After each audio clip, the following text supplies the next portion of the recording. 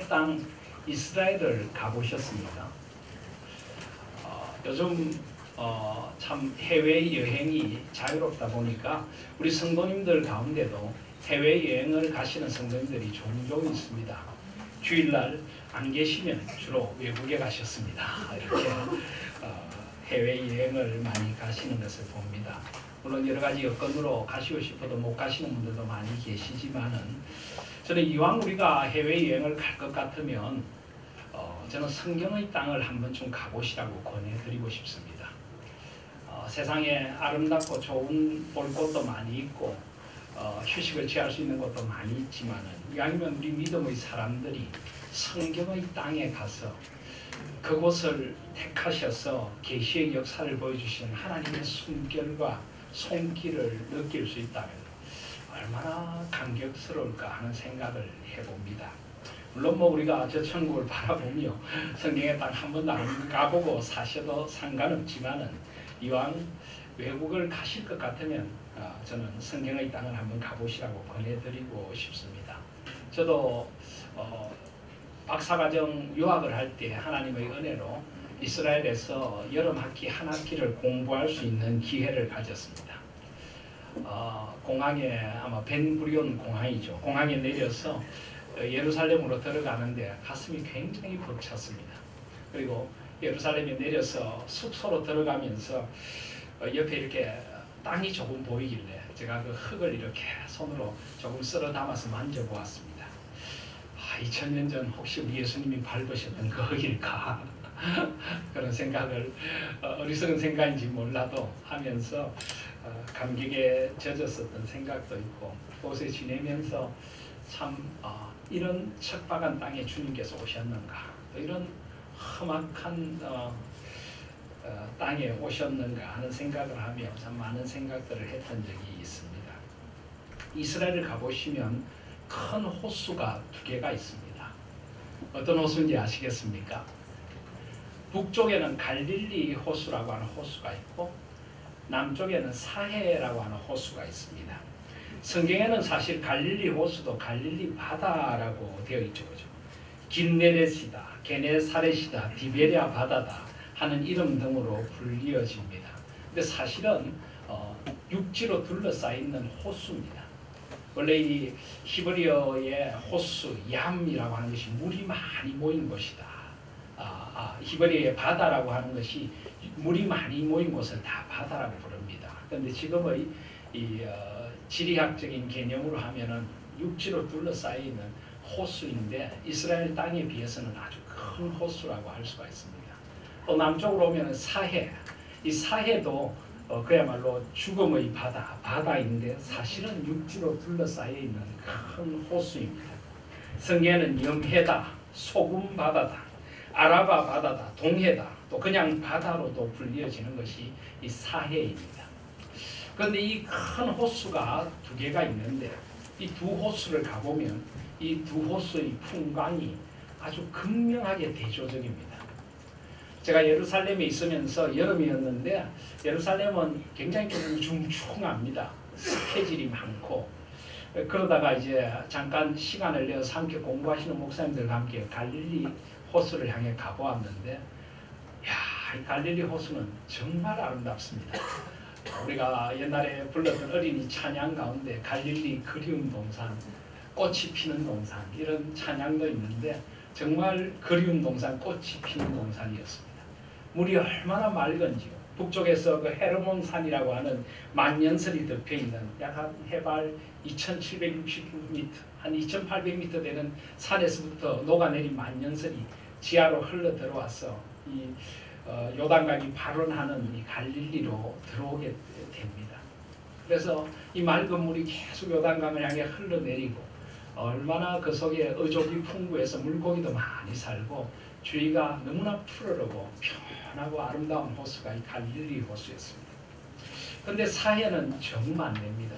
사해는 그야말로 죽음의 바다입니다. 이 사해는 지구상에서 해수면보다 가장 낮은 곳에 위치한 호수입니다. 약 해수면보다 394m에서 396m 정도 낮습니다. 여기는 물이 들어오긴 하는데 물이 나가는 곳이 없습니다. 가장 낮은 곳에 물이 그대로 고여 있습니다. 물론 들어오는 양만큼 위로 증발을 합니다. 아주 건조하고 무더운 그런 지역이기 때문에 물이 증발해서 늘 그 양이 그대로 있지만은 이 물이 빠져나가지 않다 보니까 증발하면서 온갖 광물질들, 염분 같은 것이 녹아 들어가지고 보통 바다보다도 염분의 성분이 한 6배 정도 강합니다. 그러다 보니까 생물이 살 수가 없습니다. 아주 미생물은 살 수 있을지 몰라도 물고기 같은 것은 절대 살 수가 없습니다. 그래서 그야말로 사해, 죽음의 바다가 되어버린 것입니다. 너무나 바다가 좀 뭐라고 할까요? 어두워 보입니다. 그 주위도 온통 광야고 메마른 아주 생명이 살지 않는 그런 바다를 보여주고 있습니다. 그런 호수를 보여주고 있습니다. 자, 무엇이 갈릴리와 사해의 이런 대조를 만들었을까요? 그 답은 간단합니다.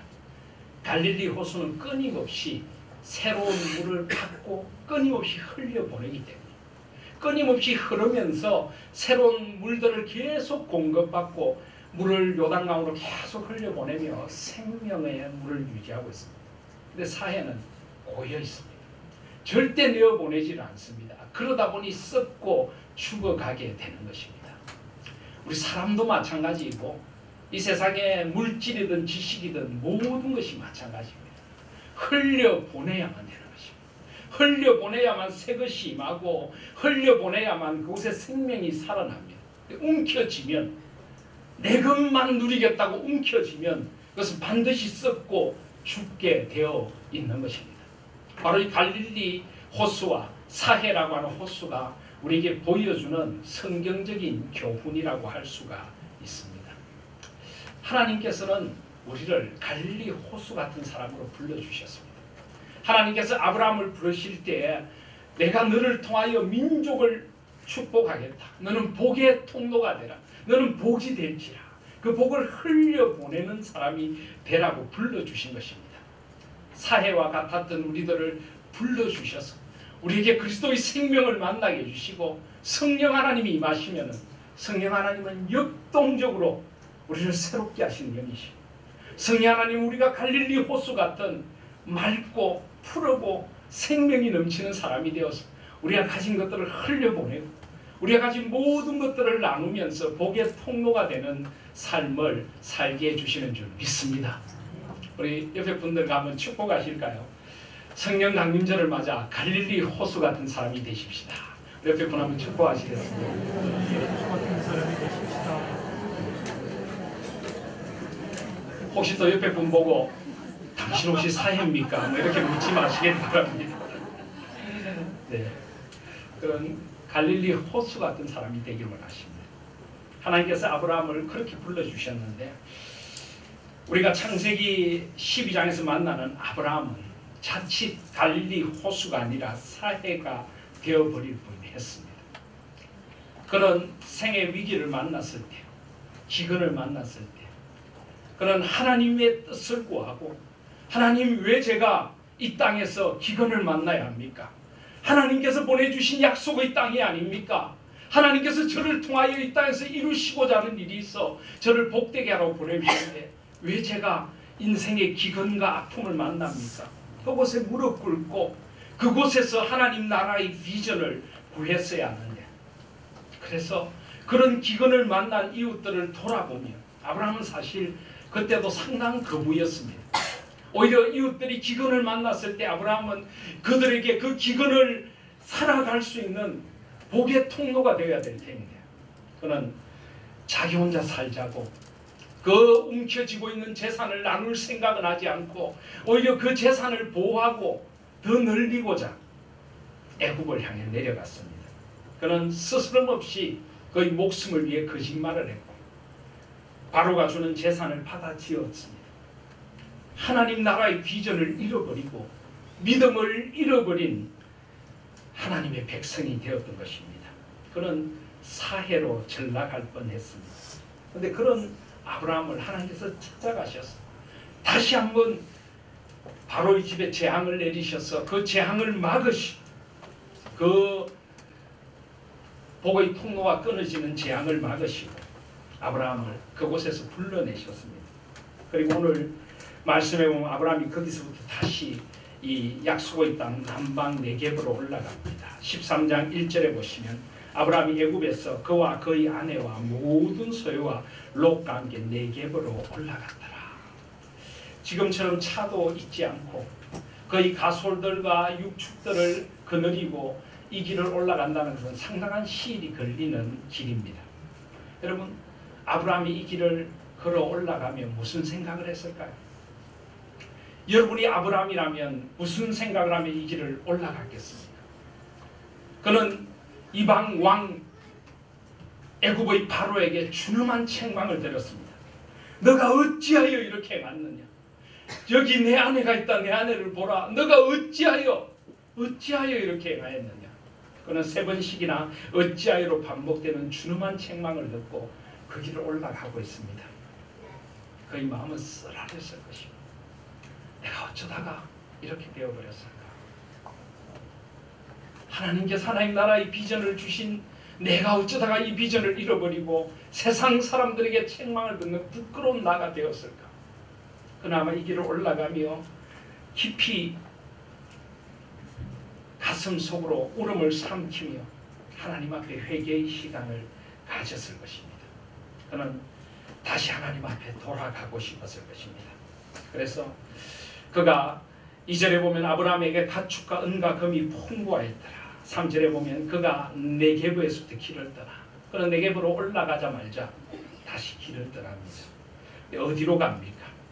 길을 떠나 베델에 이르며 베델과 아이 사이 곧전에 장막 쳤던 곳에 이르러 그는 곧장 베델을 향하여 올라갑니다. 왜 베델로 올라갔을까요? 오늘 4절은 말씀합니다. 이 베델이 어떤 곳인가를 그가 처음으로 제단을 쌓은 곳이라. 그가 거기서 여호와의 이름을 불렀더라. 그렇습니다. 아브라함은 다시 시작하고 싶었던 것입니다. 하나님 앞에서 약속의 땅 가나안 땅으로 들어와서 처음 제단을 쌓고 여호와의 이름을 불렀던 그곳으로 다시 돌아갔어. 하나님 앞에서 다시 한번 새롭게 시작하고 싶었던 것입니다.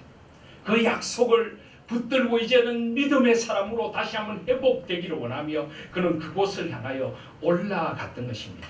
여기 오늘 말씀해 보면은 그가 처음으로 제단을 쌓은 곳이라.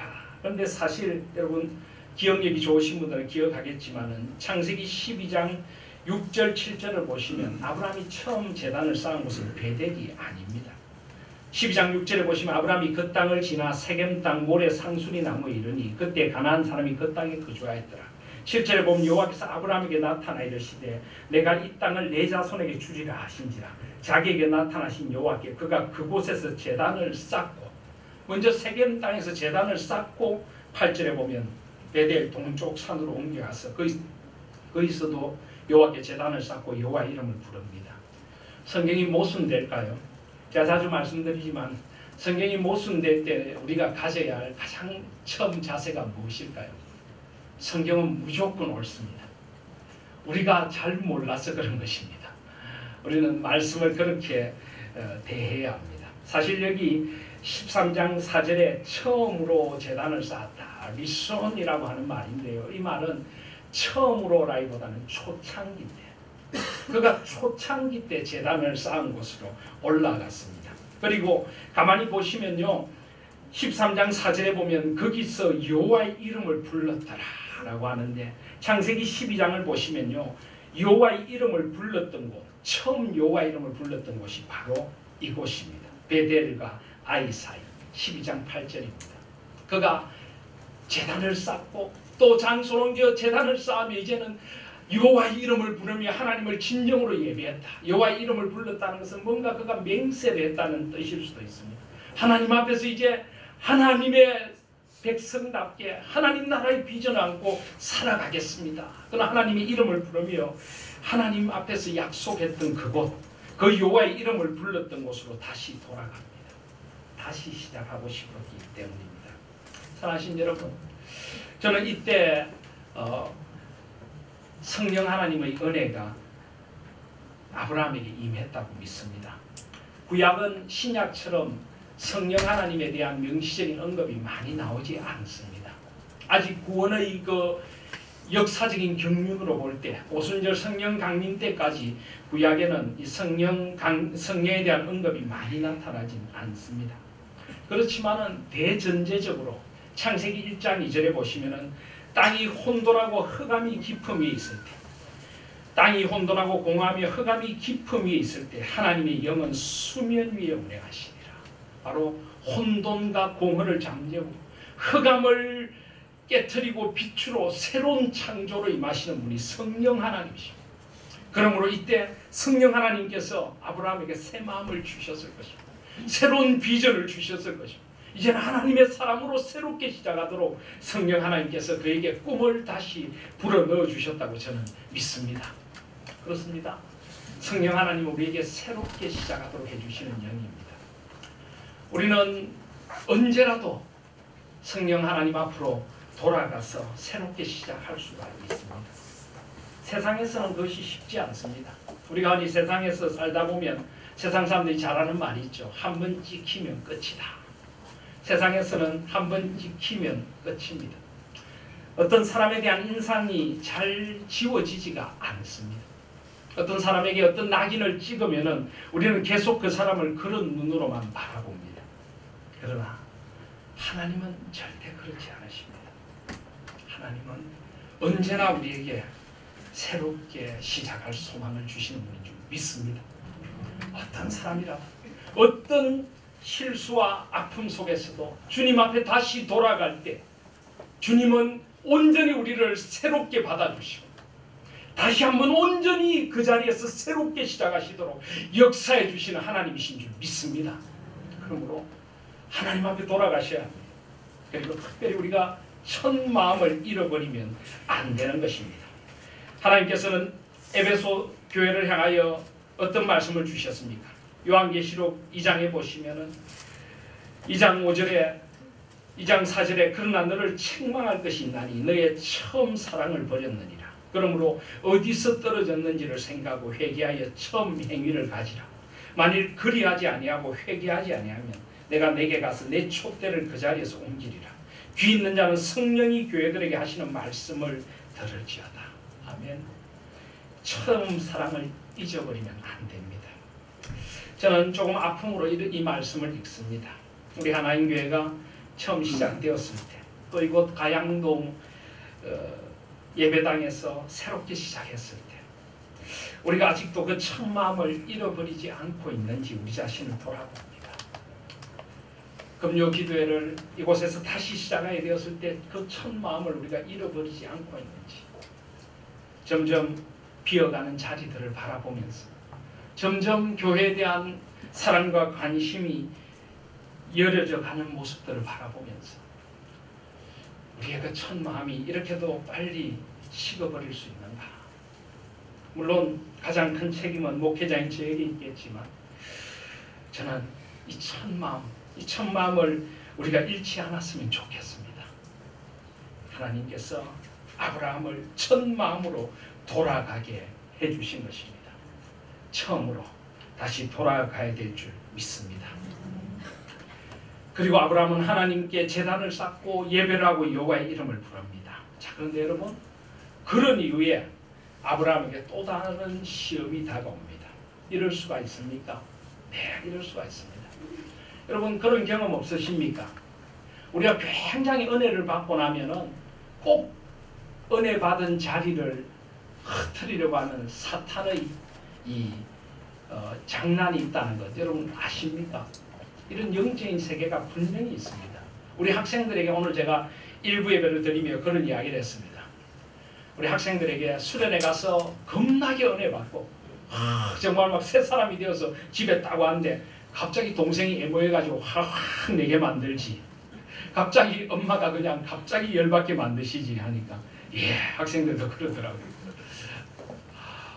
이런 영적인 시험이 있습니다. 우리가 뭐 세상과 짝하고 있을 때는 사탄도 우리를 건드리질 않습니다. 건드릴 필요가 없으니까요. 사탄하고 함께 걸어가니까요. 그런데 갑자기 우리가 은혜를 받고 갑자기 처음으로 돌아가면은 사탄이 이제는 우리를 그냥 두려고 하지 않습니다. 그래서 시험이 다가오게 되는 것입니다. 그리고 여러분 아십니까?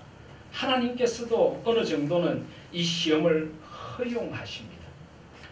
창세기 욥기 1장에 보면은 그 하나님의 사람 경건한 욥에게 사탄이 욥을 고소하면서 욥을 시험할 것을 요청을 합니다. 그때 하나님께서 사탄에게 허락을 하십니다. 사탄이 이제 주의 손을 펴서 그의 모든 소유물을 치소서 그리하시면 틀림없이 주를 향하여 욕하지 않겠나이까. 여호와께서 사탄에게 이르시되 내가 그의 소유물을 다 내 손에 맡기노라. 다만 그의 몸에는 내 손을 대지 말지니라. 그렇습니다. 물론 우리의 모든 시험을 꼭 사탄과 연결시킬 필요는 없겠지만 하나님께서 때로는 우리의 믿음을 달아보시는 것입니다. 얼마나 그의 믿음이 참된가, 얼마나 하나님 앞에 제대로 돌아왔는가를 때로는 달아보실 때도 있는 것입니다. 그러나 여러분 잊지 마십시오. 하나님은 절대 우리를 넘어뜨리실 시험은 하지 않습니다. 사람이 감당할 시험밖에는 너희가 당한 것이 없나니 오직 하나님은 미쁘사 너희가 감당하지 못할 시험당함을 허락하지 아니하시오. 시험당할 점에 또한 피할 길을 내사 너희로 능히 감당하게 하시느니라. 아멘. 하나님은 시험을 이길 능력과 힘도 주십니다. 성령 하나님의 능력으로 이길 수가 있는 것입니다. 그래서 지금 그런 시험이 아브라함에게 닥쳐옵니다. 이 시험은 어떤 시험입니까? 이 시험은 물질의 시험입니다. 5절에 보시면 아브라함의 일행 롯도 양과 소와 장막이 있으므로 6절에 그 땅이 그들이 동거하기에 넉넉하지 못하였으니 이는 그들의 소유가 많아서 동거할 수 없었음이니라. 그러므로 아브라함의 가축의 목자와 롯의 가축의 목자가 서로 다투고 또 가나안 사람과 브리스 사람 그 땅에 거주하였는지라. 이 시험은 물질의 시험으로 시작됩니다. 물질이 너무 많아서 시험이 다가오는 것입니다. 롯과 다투는 롯의 목자와 아브라함의 목자와 다투는 시험이 다가오는 것입니다. 여러분 아브라함이 애굽으로 내려갈 때도 그 시험은 사실은 물질의 시험이었습니다. 기근이 드는 시험. 그리고 이 시험은 물질이 많아서 드는 시험입니다. 그렇습니다. 우리가 이 세상을 살면서 당하는 시험 가운데 물질에 대한 시험이 참 큽니다. 너무 가난해도 시험에 들고 너무 부유해도 물질 때문에 하나님을 잊어버리게 되는 것입니다. 그래서 아굴의 잠언 30장을 보면은 아굴은 30장 7절에 이렇게 구합니다. 내가 두 가지 일을 주께 구하였사오니 내가 죽기 전에 내게 거절하지 마시옵소서. 곧 헛된 것과 거짓말을 내게서 멀리하옵시며 나를 가난하게도 마옵시고 부하게도 마옵시고 오직 필요한 양식으로 나를 먹이시옵소서. 혹 내가 배불러서 하나님을 모른다 여호와가 누구냐 할까 하며 혹 내가 가난하여 두둑질하고 내 하나님의 이름을 욕되게 할까 두려워함이니이다. 그런데 우리는 이 기도를 이렇게 드립니다. 나를 가난하게도 마옵시고 여기에는 크게 아멘 합니다. 부하게도 마옵시고 여기에는 우리는 아주 작게 아멘. 안 이루어졌으면 좋겠어요. 부하게도 마옵시고는 부하게 되고 싶습니다. 여러분 아브라함은 사실은 가난하지도 않았지만 기근이 닥쳐오자 하나님을 떠났어요. 이제는 많은 물질이 다가왔을 때 그가 어떻게 하는가. 하나님은 이 시험을 지금 해보시고 싶으신 것입니다. 그런데 여러분 아브라함은 온전히 믿음의 사람으로 새롭게 되어 있습니다. 그가 택한 방식은 하나님 나라의 관점, 하나님 나라의 관점. 아브라함은 모든 것을 롯에게 양보를 합니다. 8절에 보시면 아브라함이 롯에게 이르되 우리는 한 친족이라 너나 너나 내 목자나 서로 다투게 하지 말자. 내 앞에 온 땅이 있지 아니하냐. 나를 떠나가라. 내가 좌하면 나는 우하고 내가 우하면 나는 좌하리라. 여러분 이것이 말처럼 쉬운 것일까요? 지금 아브라함과 롯은 같이 가축을 치는 그런 목축을 하면서 살아가는 유랑민들입니다.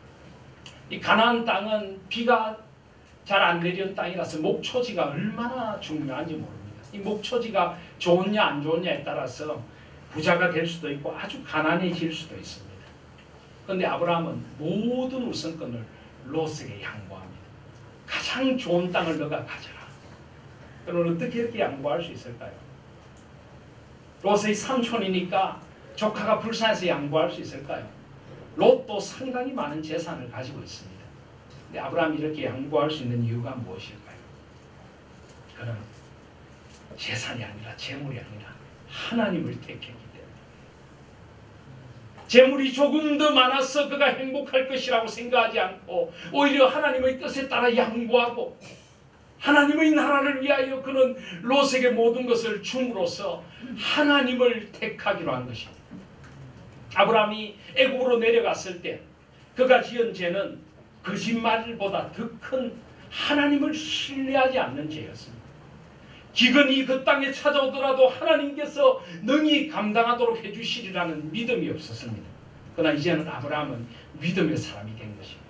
재물이 아니라 하나님을 택할 때 하나님께서 나를 지켜주시면 이 목초지가 아니라도 하나님의 방법과 하나님의 뜻이 있을 것을 그는 믿었던 것입니다. 그리고 또한 하나님 나라의 비전을 택한 것은 7절 말씀해 보시면 가나안 사람과 브리스 사람도 그 땅에 거주하였는지라. 아브라함은 이렇게 이야기합니다. 롯에게 이르되 우리는 한 친족이라 너나 나나 내 목자나 서로 다투게 하지 말자. 하나님을 모르는 사람들 앞에서, 그들 앞에서 우리가 다투어서 하나님의 이름을 욕되게 하지 말자는 것입니다. 하나님의 영광을 위하여 내가 양보할 테니 우리가 다투지 말고 하나님 믿는 사람이 어떤 친족인지 어떤 골육인지 어떤 형제인지를 우리가 보여주자. 그는 이런 하나님 나라의 비전을 택하게 된 것입니다. 그렇습니다. 우리 믿음의 사람들의 결정의 가장 중요한 단초는 하나님의 나라가 되어져야 합니다. 이것이 하나님 나라를 위하여 유익한 것인가? 내가 먼저 그의 나라와 그의 의를 구하는 것인가? 그리하면 이 모든 것을 너에게 더하시리라. 이 말씀을 우리의 삶의 자리자리에 적용하는 것, 그가 믿음의 사람이고 그가 성령 충만한 사람인 줄 믿습니다. 아브라함은 바로 그것을 선택했던 것입니다. 하나님 나라의 비전. 그렇습니다. 우리에게도 이런 하나님 나라의 비전이 필요합니다. 가만히 인간적으로 생각하면요, 아브라함은 이렇게 이야기할 수도 있습니다. 롯에게 너가 내 조카가 아니냐.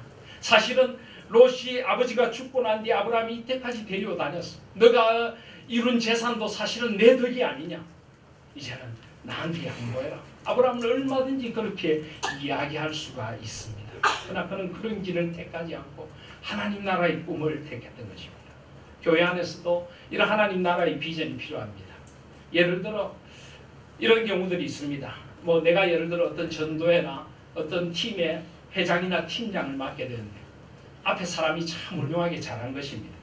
그러면은 내가 이제 그 자리를 맡게 되면 우리는 자칫하면 앞에 사람을 폄훼하려고 합니다. 경쟁의 상대로 삼으려고 합니다. 자꾸만 그 사람이 했던 일들을 깎아내리고 내가 더 돋보이려고, 내가 하는 방식을 더 돋보이게 하려고 합니다. 여러분, 어리석은 것입니다. 앞에 그 일을 했던 사람도 하나님의 나라를 위하여 헌신한 것입니다. 하나님께서 그 사람을 써주신 것입니다. 하나님 나라의 관점에서 보면 하나님 나라의 진보가 있었고 아름다움이 있었습니다. 그렇다면 그것은 하나님이 해주신 일로, 하나님 나라를 위하여 잘된 일로 축복해주고 인정해주고 나는 또 나에게 주신 재능으로 하나님 나라를 위하여 살아가면 되는 것입니다. 우리는 다투거나 시기할 필요가 없습니다. 성령은 하나 되게 하시는 영이고 성령은 주신 은사를 따라서 함께 하나님 나라를 이루어 가게 하시는 영이신 줄 믿습니다. 성령의 하나 되게 하신 것을 힘써 지키라. 제가 잠실에서 목회할 때였습니다. 저희 교회 교회 앞에 학생들이 상당히 많았는데요. 교회 앞에 학생들을 위하여 교회 앞에 이런 큰 상가에 큰 교육관을 얻었는데 교육관이 좀 좁았습니다.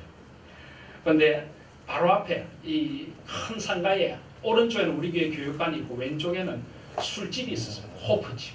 얼마나 보기가 안 좋습니까? 아이들 교육하는데 맞은편에 술집이 있으니까요. 그래서 저희들이 그 집이 나가고 우리가 이 교육관을 쓰기로 간절히 기도를 하고 있었습니다. 그런데 어느 날 정말 이 호프집이 문을 닫은 겁니다. 그런데 그 자리에 다른 교회가 들어왔습니다. 그러니까 이게 상가 5층을 올라가면 엘리베이터 중간에 내리면 양쪽으로 교회가 마주보고 있는 것입니다. 우리 교회의 지도자들께서 그 교회 가서 목사님과 한번談판을 벌였습니다.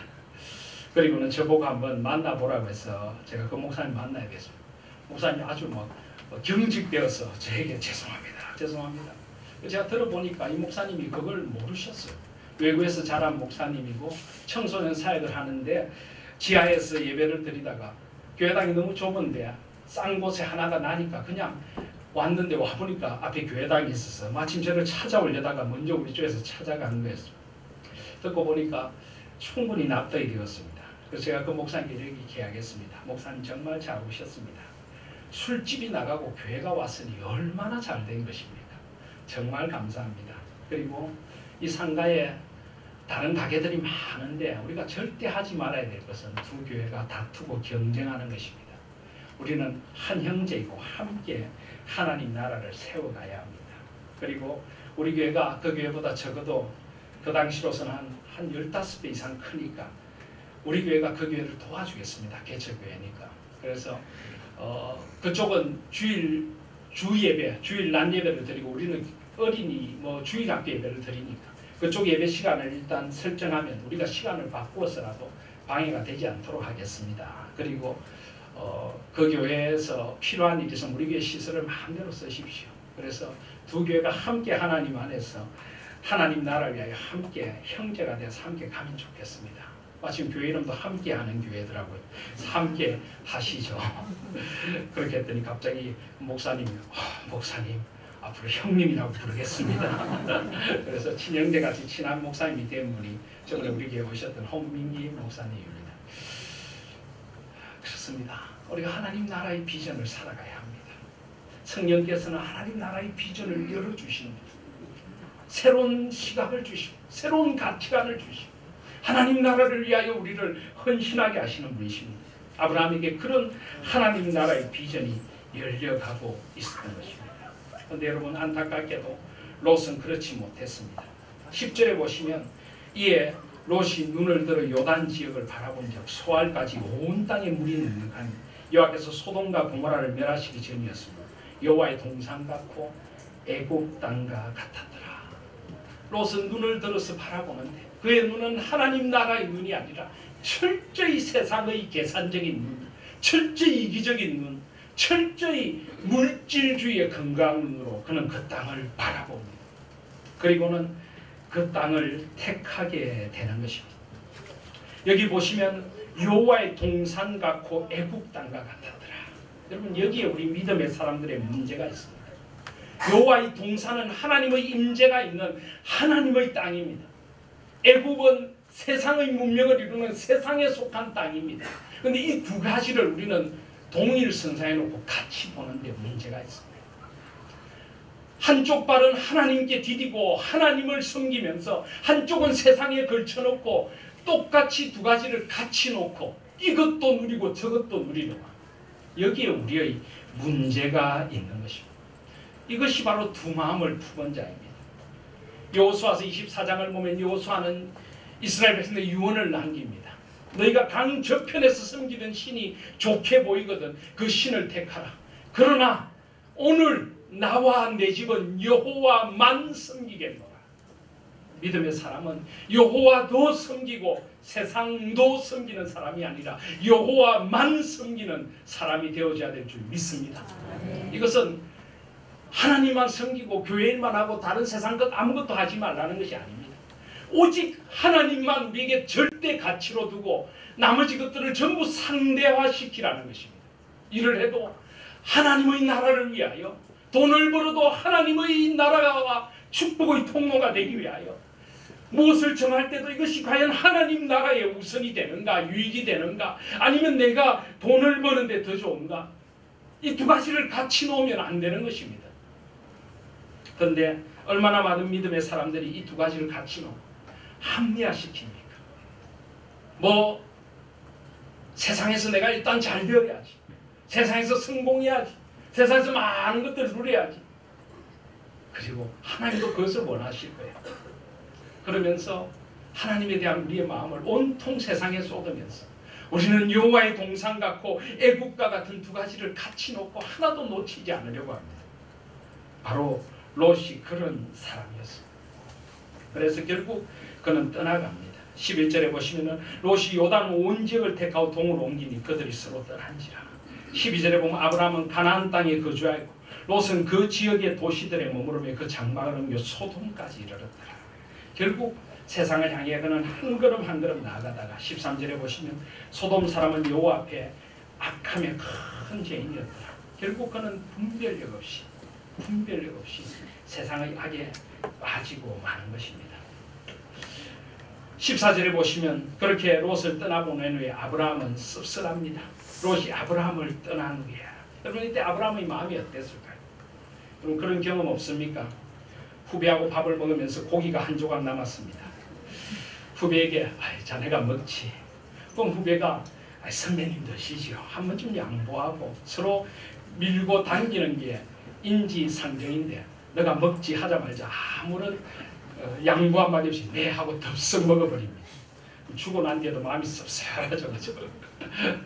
아마 아브라함의 마음이 그랬을까 하는 생각도 듭니다. 롯에게 너가 택하라. 이것은 어쩌면 롯을 한번 시험해 보는 것입니다. 그가 과연 이 가나안 땅을 함께 하나님 나라로 만들어갈 거룩한 비전을 가진 비전을인지 한번 시험해 보는 것입니다. 그런데 롯은 아무런 갈등 없이 삼촌에게 한번 양보도 하지 않고 그냥 잽싸게 눈을 들어서 저 땅 좋아 보이는 요단들 아주 푸르른 땅 그 땅을 택하여 가버린 것입니다. 아브라함은 인간적으로 씁쓸할 것입니다. 그리고 아브라함은 믿음의 사람이었기에 마음이 아팠을 것입니다. 롯이 택하여 간 땅. 그 땅은 너무나 인간적인 땅이고 죄악이 가득한 땅입니다. 아마 그는 그런 하나님 나라를 향한 근심이 있었을 것입니다. 그래서 씁쓸히 있는 아브라함에게 하나님께서 찾아오십니다. 롯이 아브라함을 떠난 후에 여호와께서 아브라함에게 이르시되 여러분 그렇습니다. 성령 하나님은 위로의 영이십니다. 내가 보혜사를 너에게 보내주리 너희를 고아와 같이 두지 아니하리라. 하나님 나라를 위하여 길을 걸어가는 것이 외롭다고 생각되십니까? 때로는 하나님 나라를 위한 결단이 나의 마음에 뭔가 좀 씁쓸함을 가져옵니까? 여러분 그때 주저앉지 마시고 하나님을 바라보시길 바랍니다. 성령 하나님께서 우리에게 다가오셔서 우리의 마음을 위로해 주실 것입니다. 잘했어. 그 길이 하나님의 백성이 가는 길이야. 그 길이 하나님 나라의 비전을 가진 사람이 가는 길이야. 이 성령의 위로의 음성을 들으실 수 있는 저와 여러분들이 되시기를 바랍니다. 그래서 여호와께서 아브라함에게 이르시되 너는 눈을 들어 너 있는 곳에서 북쪽과 남쪽 그러니까 동쪽과 서쪽을 바라보라. 눈을 들어라. 여러분 여기에 보면은 13장 10절에도 롯도 눈을 듭니다. 롯이 눈을 들어. 그런데 여기는 주어가 누굽니까?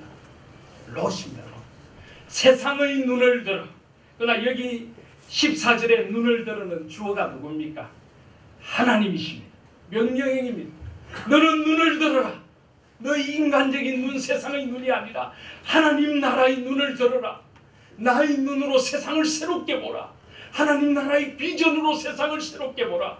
그 눈을 들어 이 세상을 새롭게 보라고 하시는 줄 믿습니다.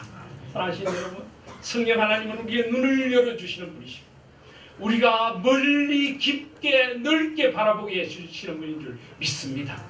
세상의 작은 것들 잠깐 있다가 없어질 것에 우리 눈을 빼앗기고 우리 마음을 빼앗기고 어리석은 선택을 하지 않도록 해주시는 분이 성령 하나님이신 줄 믿습니다. 성령 하나님의 비전을 가지십시오. 눈을 들어 하나님 나라의 비전을 바라보십시오. 그 길을 걸어가시길 바랍니다. 눈을 들어 동쪽과 북쪽과 남쪽 그리고 동쪽과 서쪽을 바라보라. 여러분 아브라함이 서 있는 곳은 베델 산지, 베델과 아이 사이의 높은 고지대입니다. 그곳에서 북쪽에 눈을 들어 멀리 바라보니 그저 저 롯이 선택한 저 땅만 바라보다가 눈을 들어 조금만 멀리 보니까 저 북쪽에 만년설로 뒤덮인 헤르몬 산이 보입니다. 남쪽을 보라. 저 애굽 땅까지 그 네게버 남방 펼쳐져 있는 땅이 보이는 것입니다. 동쪽을 보라. 저 요단 계곡 너머 광야가 보이는 것입니다. 서쪽을 보라. 지중해가 보이는 것입니다. 세상은 너무나 넓습니다.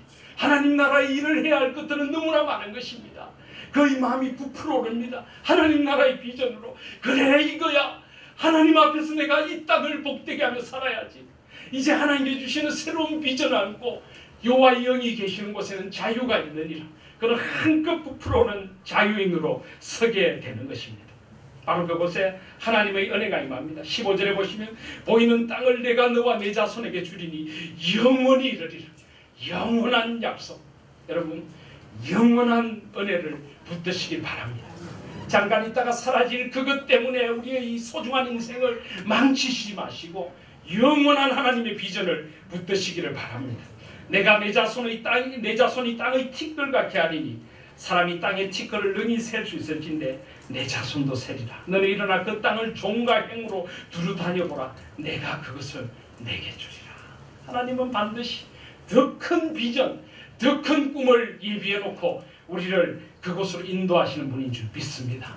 아브라함은 이 비전 앞에서, 이 성령께서 열어주시는 하나님 나라의 비전 앞에서 이제 18절에 보시면 마지막으로 이 아브라함이 장막을 옮겨 헤브론에 있는 마므레 상수리 숲으로 이르러 거주하며 거기서 여호와를 위하여 제단을 쌓았더라.